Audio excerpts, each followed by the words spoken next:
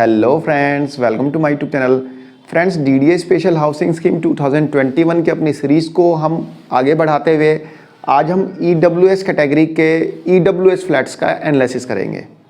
और यहाँ पे मैं आपको अपना पॉइंट ऑफ व्यू बताऊंगा कि आपको ईडब्ल्यूएस कैटेगरी के फ्लैट्स के लिए यदि आप अप्लाई करने जा रहे हैं तो कौन से फ्लैट्स को अपनी प्रेफरेंस लिस्ट में ऊपर रखना चाहिए। तो फ्रेंड्स, अपनी सुविधा के अनुसार हम ईडब्ल्यूएस कैटेगरी के फ्लैट्स को दो भागों में बांट लेते हैं। पहला पार्ट जो रहेगा 20 लाख से कम के फ्लैट्स हैं उनका, और दूसरा जो पार्ट रहेगा वो रहेगा 20 लाख से ऊपर वाले फ्लैट्स का। तो 20 लाख से जो कम फ्लैट्स हैं, यानी 20 लाख से जो कम के फ्लैट्स हैं, पहले हम उनके बारे में बात करेंगे। फ्रेंड्स, जो 20 लाख से कम कीमत के जो फ्लैट्स हैं उसमें जो पहला नंबर आता है वो आता है नरेला सेक्टर A1 से लेके A4 तक के जो ईडब्ल्यूएस कैटेगरी के फ्लैट्स हैं उनका। इनकी जो कीमत 10,75,000 से लेके 12,42,000 तक है, जो कि मैं ऑलरेडी आपको बता चुका हूं, जिसमें मैंने आपको नरेला सेक्टर A1 से लेके A4 तक के जो ईडब्ल्यूएस कैटेगरी के फ्लैट्स की सैर कराई थी, यानी इनकी विजिट कराई थी। उसमें मैंने आपको इनके बारे में सब कुछ बताया था। वहाँ पे मैंने इन फ्लैट्स के फ़ायदे और नुकसान दोनों चीज़ बताए थे। और इसमें जो दूसरा नंबर आता है वह आता है शिवाजी मार्ग के जो ईडब्ल्यूएस फ्लैट्स हैं उनका। इनकी कीमत जो डीडी ने रखी है वह रखी है 17 लाख रुपए। तीसरा जो है नरेला सेक्टर G7 के ईडब्ल्यूएस फ्लैट्स, इनकी जो कॉस्ट है वो रखी है डीडीए ने 10 लाख रुपए। फ्रेंड्स, पहले तो हम बात करेंगे नरेला सेक्टर A1 से लेके A4 तक के ईडब्ल्यूएस फ्लैट्स के बारे में। इसकी विजिट आप कर चुके हैं, उसमें कोई इशू ऐसा नहीं है कि आपको मुझसे कुछ पूछना पड़े, जो कि आप देख चुके हैं। दूसरी बात आती है शिवाजी मार्ग के फ्लैट्स का। फ्रेंड्स, शिवाजी मार्ग के जो फ्लैट्स हैं सिर्फ 2 फ्लैट्स हैं, और शिवाजी मार्ग जो है जनकपुरी से स्टार्ट होके और रजौरी गार्डन तक शिवाजी मार्ग ही है, पूरा शिवाजी मार्ग कहलाता है। जनकपुरी से तिलक नगर होते हुए जो सीधा रास्ता गया हुआ है पूरा का पूरा शिवाजी मार्ग है। और शिवाजी मार्ग पे 2 फ्लैट्स कहाँ पे है किसी को नहीं पता, ना तो कोई बताने वाला है ना कोई दिखाने वाला है। मतलब आप सोच के देखिए, जनकपुरी से लेके रजौरी गार्डन तक 2 फ्लैट्स किस जगह हैं, तो इसलिए हम उसके बारे में इसकी बात नहीं करेंगे, इसको हम अपनी लिस्ट से आउट कर देते हैं। जब फ्लैट ही नहीं देखा तो मैं उसके बारे में क्या बताऊंगा, इसलिए इसको अपनी लिस्ट से हम यहाँ पे हटा देते हैं। तीसरी जो बात करते हैं हम नरेला सेक्टर G7 के जो ईडब्ल्यूएस कैटेगरी के फ्लैट्स हैं उनकी बात करते हैं। जो नरेला सेक्टर G7 के जो फ्लैट्स हैं उनकी कीमत जो डीडी ने रखी है वो रखी है 10 लाख रुपये। बट फ्रेंड्स, इनका एरिया बहुत छोटा है। अब देखेंगे तो इसका एरिया बहुत ही ज़्यादा छोटा है, जिसके कारण मैं इनको अपनी प्रेफरेंस लिस्ट से हटा देता हूँ। ये मेरा अपना पॉइंट ऑफ व्यू है, आपको अपने हिसाब से सोचना है कि आपके लिए क्या बेनिफिशियल है। तो यहाँ पे मैं आपको सिर्फ अपना पॉइंट ऑफ व्यू बता रहा हूँ, बाकी आपको खुद देखना है। तो ये दोनों मैंने प्रेफरेंस लिस्ट अपनी निकाल दिया है। तो यहाँ पे जो 20 लाख रुपए से कम कीमत के फ्लैट्स है उसमें एक फ्लैट्स बच जाते हैं, वो है कि नरेला सेक्टर A1 से लेके A4 तक के जो ईडब्ल्यूएस कैटेगरी के फ्लैट्स हैं। तो हमारा मेन फोकस इन्हीं फ्लैट्स पे रहेगा। इन फ्लैट्स के बारे में बात करने के बाद हम आएंगे जो 20 लाख रुपए से ऊपर के फ्लैट्स हैं, यानी कि मंगलापुरी के ईडब्ल्यूएस कैटेगरी के फ्लैट्स, जिनकी कीमत जो रखी है डीडीए ने 28,51,000 से लेके 29,50,000। बट पहले हम नरेला सेक्टर A1 से लेके A4 तक के फ्लैट्स के बारे में बात कर लेते हैं कि उसको खरीदना चाहिए नहीं खरीदना चाहिए, क्या उसके बारे में जो भी ज़रूरी बातें होंगी वो सब बातें में हम यहाँ पे करेंगे। फ्रेंड्स, जिस वीडियो में हमने नरेला सेक्टर A1 से लेके A4 तक के जो ईडब्ल्यूएस कैटेगरी की विजिट की थी, उस वीडियो में मैंने आपको उन फ्लैट्स के फ़ायदे और नुकसान दोनों बताए थे। बट यहाँ पर हम सिर्फ इन फ्लैट्स के फ़ायदे ही फ़ायदे जानेंगे, नुकसान के बारे में हम बात नहीं करेंगे।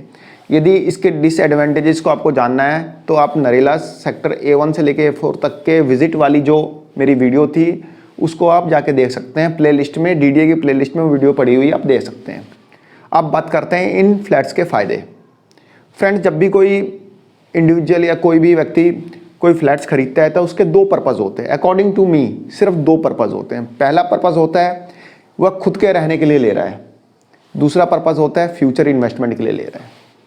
तो सबसे पहले हम बात करेंगे कि यदि आप खुद के रहने के लिए फ्लैट्स ले रहे हैं तो उसके क्या क्या फ़ायदे हैं। सबसे पहले फ़ायदे के बारे में हम जानते हैं कि ये फ्लैट्स की कंस्ट्रक्शन बहुत अच्छी है। मतलब बहुत लोगों ने ये बोला है कि प्लास्टर झड़ रहा है, फ्लैट टूट फूट हो रही है, ऐसा मेरे को कहीं नज़र नहीं आया। फ्रेंड्स, आपको विश्वास ना होता आप खुद जाके एक बार देख के आइए, कोई मेरे को ऐसा लगा नहीं। काफ़ी अच्छे बने फ्लैट्स हैं, साफ़ सुथरी सोसाइटी है पूरी बाकायदा। उसमें लोग भी रहते हैं, आसपास में काफ़ी लोग रहते हैं, कोई ऐसा नहीं है कि आइसोलेट पड़ा हो, जैसे सेक्टर G7 और G8 के जो फ्लैट्स हैं उसकी तरह कोई आइसोलेट नहीं पड़ा हुआ। पास में ही बस स्टैंड है, वहाँ से इजीली आपको बस मिल सकती है। आसपास में हॉस्पिटल वगैरह है, स्कूल्स हैं, पार्किंग की कोई दिक्कत नहीं है। तो ये सारे फ़ायदे इन फ्लैट्स के हैं फ्रेंड्स। और एक सबसे बड़ा फ़ायदा जो मैं आपको यहाँ बताना चाहता हूँ कि हमने कई फ्लैट्स की विज़िट की, आपने मेरे साथ कई फ्लैट्स देखे। वहाँ पे फ्लैट्स ना खरीदने का एक सबसे बड़ा रीज़न पता है क्या रहा है? यदि आपने गौर किया हो, सभी वीडियो में लगभग सभी वीडियो में ये रहा है कि फ्लैट्स ना खरीदने का सबसे बड़ा रीज़न है कि उसके आसपास में क्लस्टर है, झुग्गियाँ हैं। आप कमेंट में भी देख सकते हैं, बहुत लोगों ने बोला है सर वहाँ पे तो क्लस्टर है, ये है वो है। तो फ्लैट ना खरीदने का सबसे बड़ा रीज़न है कि क्लस्टर है। बट फ्रेंड्स यहाँ पे क्या है, यहाँ पे EWS के सामने, एकदम सामने उसी अपार्टमेंट में MIG फ्लैट्स हैं, यानी उससे बेहतर वाले फ्लैट्स हैं। नॉर्मली आपने कहीं भी देखे, चाहे अपने द्वारका में देखे या आपने रामगढ़ में देखे, आपने लोकनायकपुरम में देखे, तो हर जगह आपको क्लस्टर मिला। बट फ्रेंड्स यहाँ पे आपको क्लस्टर नहीं मिलेगा, यहाँ पे अपने फ्लैट के सामने आपको MIG फ्लैट्स मिलेंगे। नेक्स्ट जो इसका फ़ायदा है ये है कि इसका जो एरिया है, नॉर्मली आप किसी भी LIG फ्लैट्स का एरिया देख लीजिए। DDA ने जितनी भी स्कीम्स निकाली है, जितने भी फ्लैट्स के अलॉटमेंट के लिए स्कीम निकाली है, इसमें 2021 में, ये 2021 की स्कीम है, कोई बोले कि 2022 की, 22 की नहीं है, 2021 की स्कीम है। आप उस ब्रोशर को देखेंगे तो उसमें जितने भी LIG फ्लैट्स हैं उन सबसे बड़ा एरिया इस EWS फ्लैट का है। तो यानी अच्छा खासा स्पेशियस आपको ये फ्लैट मिलेगा। इसकी कीमत भी क्या है, 10,75,000। 10,75,000 में आपको एक फ्लैट मिल रहा है रहने के लिए। आप बहुत ही आराम से रह सकते हैं, कोई यहाँ पे दिक्कत नहीं है। हाँ, मेट्रो की एक थोड़ी कमी खलती है, यहाँ पे मेट्रो थोड़ा दूर है यहाँ से। बट फ्रेंड्स जैसे कि DDA के ब्रोशर में उन्होंने बताया कि मेट्रो जो है यहाँ पे आएगी, अगले कुछ सालों में आ जानी चाहिए। मेट्रो का प्रोजेक्ट यदि पास हो जाता है तो यहाँ पे आ जाएगी, DDA ने अपने ब्रोशर में दिया है। तो आप एक्सपेक्ट कर सकते हैं कि मेट्रो शायद आ जाए, लेकिन फ़िलहाल मेट्रो नहीं है। वहाँ से जो सबसे नियरेस्ट मेट्रो स्टेशन है वो है रिठाला का, जो कि नियरेस्ट नहीं कहेंगे, उसको दूर ही कहेंगे। मेट्रो की कमी यहाँ पे एक खलती है। अब फ्रेंड्स बात करते हैं, यदि आप फ्यूचर इन्वेस्टमेंट के लिए इन फ्लैट्स को खरीदना चाहते हैं तो क्या आपके लिए बेनिफिशियरी होगा या नहीं होगा। तो जैसा कि मैंने आपको बताया कि यहाँ पे हम इन फ्लैट्स के सिर्फ फ़ायदे की बात करेंगे, डिसएडवांटेजेस की बात नहीं करेंगे। फ्रेंड्स बहुत लोग ऐसा कहते हैं कि EWS फ्लैट्स बेकार होते हैं। भाई क्यों बेकार होते हैं? EWS नाम जुड़ गया इसलिए। अरे यार, आप EWS और जनता फ्लैट्स में पहले अंतर तो समझ लीजिए। जनता फ्लैट्स और EWS में बहुत ज़्यादा अंतर होता है। EWS फ्लैट्स जो होते हैं वो LIG के इक्विवेलेंट ही होते हैं, यानी कि जो LIG फ्लैट्स होते हैं उसके पैरेलल आप मान सकते हैं EWS फ्लैट्स को। बस फ़र्क इतना होता है कि EWS जो है इकोनॉमिकल वीकर सेक्शन को प्रोवाइड किया जाता है, उसके साथ EWS का एक टैग लगा हुआ है। तो क्या EWS का टैग लग गया तो क्या वो बेकार हो गए? तो फ्रेंड्स इसके बारे में मैं बात करता हूँ। फ्रेंड्स EWS का टैग लगे होने से एक छोटा सा, सबसे बड़ा घाटा तो नहीं कह सकते, लेकिन एक छोटा घाटा ये है कि आप इसको 5 साल तक बेच नहीं सकते। यदि 5 साल बीत गए, 5 साल के बाद तो इसके ऊपर से EWS का टैग हट गया, तब तो इसको कन्वर्ट कर दो आप LIG में। ये जनता फ्लैट्स नहीं है कि आपके घर के बाहर बोर्ड लग जाएगा कि जनता फ्लैट्स के बाहर, ये EWS कैटेगरी के फ्लैट्स है। यदि ये जनता फ्लैट्स जैसे होते तो ये MIG के एकदम सामने नहीं बने होते, उसी अपार्टमेंट में नहीं बने होते, क्योंकि यदि ये जनता फ्लैट टाइप्स होते तो MIG वाले फ्लैट्स तो एक भी नहीं बिकेंगे ना यार। MIG वाले 50-60 लाख रुपए खर्च करके क्यों जनता फ्लैट्स के सामने उसी अपार्टमेंट में रहना पसंद करेंगे।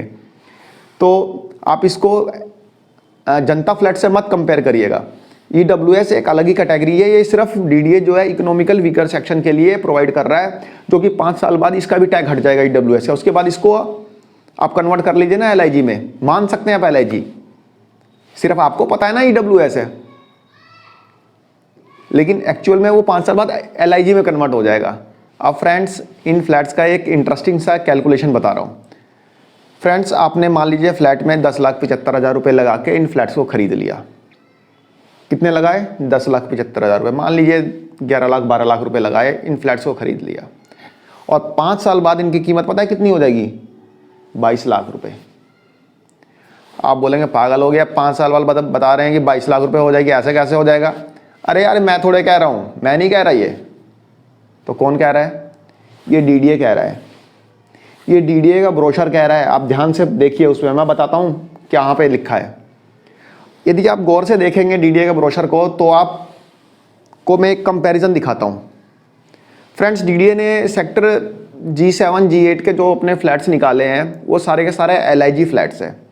अब ब्रोशर में देखिएगा ज़रूर, ये जो कैलकुलेशन मैं बता रहा हूँ उसको आप बिल्कुल ध्यान से सुनिएगा, उस पर गौर करिएगा, उस पर सोचिएगा, विचारिएगा, उसके बाद कोई कमेंट लिखिएगा। ये नहीं कि कुछ भी कमेंट लिख दें कि हाँ भाई बता रहे हैं कि 10 लाख के फ्लैट्स 22 लाख के हो जाएंगे। मैं नहीं कह रहा, डीडीए कह रहा। डीडीए का ब्रोशर देखिए, बताता हूँ। फ्रेंड्स, G7 के जो फ्लैट्स हैं वो सारे के सारे LIG फ्लैट्स हैं, और इसकी जो कॉस्ट रखी है डीडीए ने वो रखी है 22,80,000 रुपये। ठीक है फ्रेंड्स, ब्रोशर में लिख के आप देखिए, 22,80,000 में LIG फ्लैट्स मिल रहे हैं G7 सेक्टर के। उसका जो एरिया है 49.90 स्क्वायर मीटर है, यानी 22,80,000 में 49.90 स्क्वायर मीटर का फ्लैट मिल रहा है। और वही सेक्टर A1 से लेके A4 तक के जो सेक्टर हैं उसमें जो EWS कैटेगरी का फ्लैट मिल रहा है वो मिल रहा है 10,75,000 से लेके 12,42,000 रुपये। और इसका जो एरिया है वो है 46.71 स्क्वायर मीटर से लेके 54 स्क्वायर मीटर। मान लीजिए आपने 12 लाख का ही खरीद लिया, उसका एरिया जो 12 लाख वाला फ्लैट रहेगा ना, उसका एरिया आपको 54 स्क्वायर मीटर का मिलेगा। जो आपको 23 लाख का फ्लैट आप LIG ले रहे हैं सेक्टर G7 में, उसका एरिया है लगभग 50 स्क्वायर मीटर। यार उससे ज़्यादा स्क्वायर मीटर उसमें है। कितने स्क्वायर मीटर ज़्यादा? 4 स्क्वायर मीटर कम नहीं हुआ। उसका एरिया EWS फ्लैट का जो एरिया है वह LIG फ्लैट्स के मुकाबले 4 स्क्वायर मीटर ज़्यादा है। कीमत उससे लगभग 9 लाख रुपए कम है। इसीलिए इसी बिहाफ पे मैं आपको कह रहा हूँ कि यदि भाई जब वो EWS कैटेगरी का फ्लैट्स 5 साल तक यदि आप नहीं बेच पाएंगे तो LIG में कन्वर्ट हो गया। जब EWS LIG में कन्वर्ट हो गया तो क्या उसकी कॉस्ट LIG में आप कन्वर्ट नहीं करेंगे? आप उस कैलकुलेशन के हिसाब से देखिए ना। G7 में कोई नहीं रहता, आइसोलेट फ्लैट है, लास्ट ईयर भी निकले थे, नहीं बिके थे, बट यहाँ पे लोग रहते हैं। G7 में कोई रहता नहीं है, ऐसे नहीं कि बिके नहीं है, बिके हैं, बट लोग अभी रहते नहीं हैं। बट यहाँ पे लोग रहते हैं। आप एक बार देख लीजिए, अभी भी टाइम है। आप 1 घंटे के लिए टाइम निकाल के, 1-2 घंटे के लिए टाइम निकाल के जा सकते हैं, देख सकते हैं। तो इस कैलकुलेशन के बिहाफ पे मैं कह रहा हूँ कि ये 12 लाख के फ्लैट जो हैं 5 साल बाद 23 लाख या 24 लाख के हो जाएंगे। यदि आप इन्वेस्टमेंट पॉइंट ऑफ व्यू से देखना चाह रहे हैं तो आप सोच कर देखिए, इसे EWS के तहत 5 साल में कन्वर्ट कर दीजिए LIG में, और LIG की कॉस्ट रख दीजिए। भाई जब उसका मेजरमेंट ज़्यादा है, उसका एरिया ज़्यादा है, तो भाई कॉस्ट भी तो उस हिसाब से रहेगी ना। आपने मान लीजिए 10 लाख रुपए की FD करा दी बैंक में, 5 साल में कितना इंटरेस्ट मिलेगा? 2.5 लाख रुपए। अरे कंपाउंड इंटरेस्ट भी आप कैलकुलेट कर लोगे 2,60,000 2,65,000 से ज़्यादा नहीं मिलेगा। बट इस फ्लैट को यदि आप 10 लाख 12 लाख रुपए, मान लीजिए 10 लाख का फ्लैट है, 10 लाख रुपए लगा के इस फ्लैट को खरीदते हैं, मरे से मरा भी यदि रेंट आता है ना, तो आपको 6-7 हज़ार रुपये तो दे के जाएगा रेंट। अरे यार 6,000 रुपये मान लेते हैं, 3-3.5 हज़ार तो जनता फ्लैट का रेंट आता है। ये तो फिर भी उससे लाख गुना अच्छे फ्लैट्स हैं। चलो 6,000 रुपये मांग लेते हैं हम यहाँ पे, तो आपको 1 साल के 72,000 और 5 साल के 3,60,000 रुपये आपका इंटरेस्ट आएगा। और 5 साल बाद इसकी जो वैल्यू बढ़ेगी वो भी आप कैलकुलेट कर लीजिए। यहाँ पे मुझे आपको ज़्यादा कैलकुलेशन बताने की ज़रूरत नहीं है, आप खुद समझदार हैं, आप देख सकते हैं इसको कैलकुलेट करके। बहुत लोग बोलते हैं कि फ्लैट्स बेकार हैं, बहुत 2021 की जो स्कीम है वो बिल्कुल फ्लॉप है। ठीक है यार, फ्लॉप मानते हैं हम इसको, बट इसको हर चीज़ के, हर सिक्के के 2 पहलू होते हैं। आप उसको फ्लॉप के नज़रिए से भी देख लीजिए, लेकिन जो मैं नज़रिया बता रहा हूँ उस नज़रिए से एक बार आप सोच के देखिए एक बार। ये मेरा पॉइंट ऑफ व्यू है। मैं आपको कोई ये नहीं कह रहा कि बहुत अच्छे फ्लैट्स हैं, बहुत बढ़िया भाई इसको इन्वेस्ट करिए, बिल्कुल करिए। मैं कोई प्रॉपर्टी डीलर नहीं हूँ, मैं तो एक छोटा सा जितने मेरे को नॉलेज है उसके हिसाब से आपको बता दे रहा हूँ। लेकिन अंतिम फैसला तो आप ही को लेना है ना, पैसे तो आपके जाने हैं ना, मैं तो बोल के चला जाऊँगा, एक्चुअल इन्वेस्टमेंट तो आपको करनी है ना। तो फ्रेंड्स इस चीज़ का थोड़ा आप ध्यान रखिएगा। आपको इसका कैलकुलेशन मैंने समझा दिया सारा। फिर भी आप फाइनली जाके इन फ्लैट्स को देख सकते हैं, किसी प्रॉपर्टी एक्सपर्ट्स की आप एडवाइस ले सकते हैं। ये तो मेरा अपना पॉइंट ऑफ व्यू था जो कि मैंने आपके साथ शेयर कर दिया है। अब फ्रेंड्स बात करते हैं मंगलापुरी के EWS फ्लैट्स की। फ्रेंड्स मुझे लगता है कि DDA ने गलती से यहाँ पे EWS लिख दिया है, इसको LIG लिखना चाहिए था। अरे यार तुम इकोनॉमिकल वीकर सेक्शन के लिए तुम फ्लैट दे रहे हो और कीमत उसकी लगभग 28 से 30 लाख रुपए रख रहे हो, हैं? ये क्या इकोनॉमिकल वीकर सेक्शन के लिए फ्लैट है? फिर भी एनीवे हम बात करते हैं इन फ्लैट्स के बारे में। फ्रेंड्स, अब तक हमने जितने भी फ्लैट्स देखे या जो फ्लैट्स जहाँ जहाँ हैं, जो भी आपने देखे होंगे, मेरे ख्याल से आपको बेस्ट ट्रांसपोर्ट कनेक्टिविटी के मामले में ये मंगलापुरी के फ्लैट ही लगे होंगे। बहुत अच्छी ट्रांसपोर्टेशन कनेक्टिविटी है। बगल में मेट्रो स्टेशन है, बगल में मंगलापुरी का बस टर्मिनल है, पास में ही पालम का रेलवे स्टेशन है, 4 से 5 किलोमीटर के डिस्टेंस पे एयरपोर्ट है। मतलब इससे अच्छी आपको क्या ट्रांसपोर्टेशन चाहिए? इससे अच्छी तो कोई ट्रांसपोर्टेशन फैसिलिटी हो ही नहीं सकती ना। तो ट्रांसपोर्टेशन कनेक्टिविटी के मामले में one of the best flats. दूसरी चीज़, काफ़ी स्पेसियस फ्लैट है। इसमें अच्छा मतलब रेडी टू मूव है, बहुत अच्छे मतलब बने हुए हैं यार, बहुत बढ़िया, मेरे को तो पसंद आए। अच्छे बने हुए फ्लैट है, कोई उसमें ये नहीं कि किचन छोटा है या फिर कमरे में स्पेस कम है, तो ऐसा मेरे को नहीं लगा। अच्छे स्पेस है।